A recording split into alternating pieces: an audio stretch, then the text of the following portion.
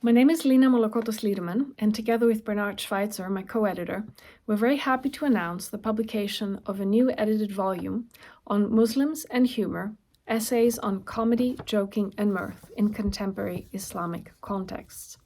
We're delighted to have worked with Dr. Yasmin Amin and 10 other scholars, each one from different areas of specialization and expertise, including Islamic studies, philosophy and sociology of religion, art and literature, cultural and humor studies, and political science. Each of our 11 contributing authors has brought different insights into a collection of essays on an emerging research topic on cross-cultural aspects of religion and humor, namely the connections between Islam, Muslims, and humor. With this book, we wanted to go beyond Western assumptions of Muslim humorlessness, which assume that the Islamic world is a religious and cultural area that is lacking a sense of humor. Instead, we wanted to paint a more nuanced picture on the multifaceted roles and functions of humor in the Muslim world.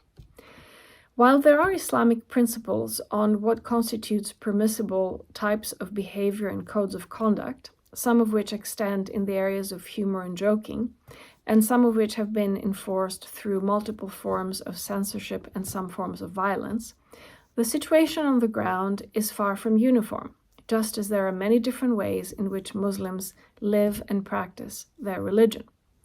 The practices of humor and its restrictions vary across Islamic contexts and nations. So the richness of the comedic and satirical practices that we find in the Muslim world depends on different factors, including religious sensibilities, social norms, political regimes, and legal frameworks. My co-editor, Bernard, will now present highlights of the book. Thank you.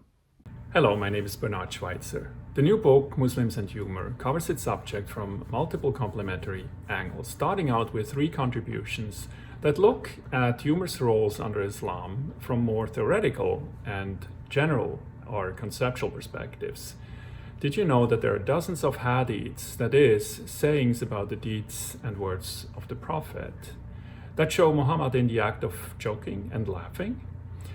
Georg Leubes' chapter investigates the challenges that this jokiness presents to Muslim exegetes and theologians. Mustafa Abedinifar's chapter takes a close look at why the Quran appears to be so obsessed with questions of ridicule.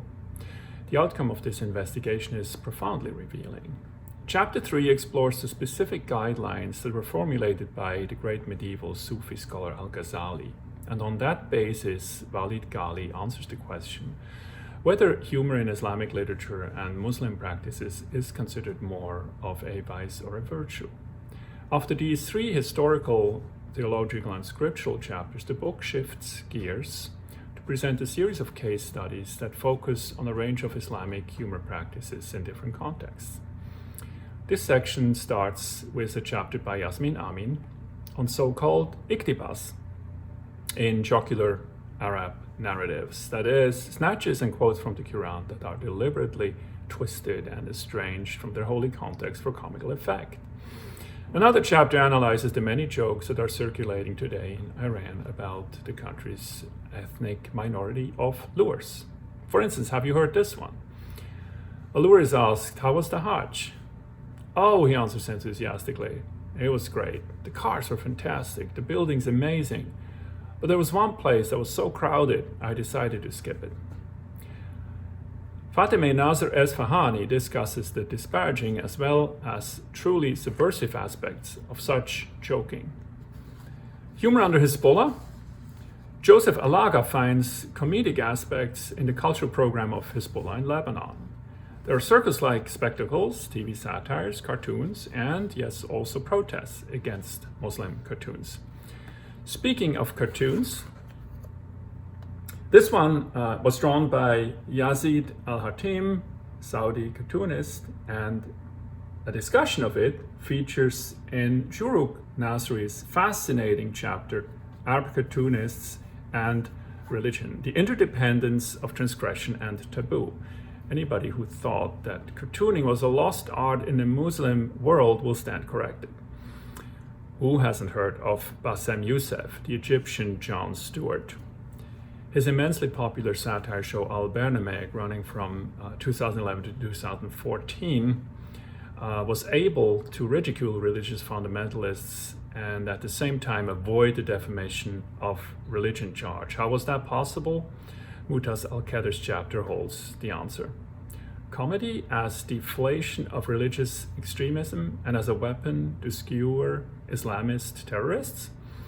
Mona Abdel Fadil's chapter, titled Putting the Fun Back into Fundamentalism, shows how it is done.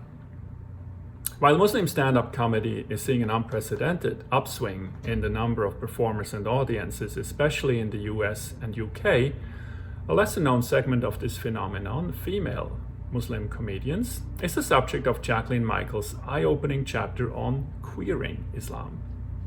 Finally, the program Little Mosque on the Prairie has broken barriers and opened doors for Muslims in the world of comedy, both for fans of the sitcom and those who only know about it from hearsay.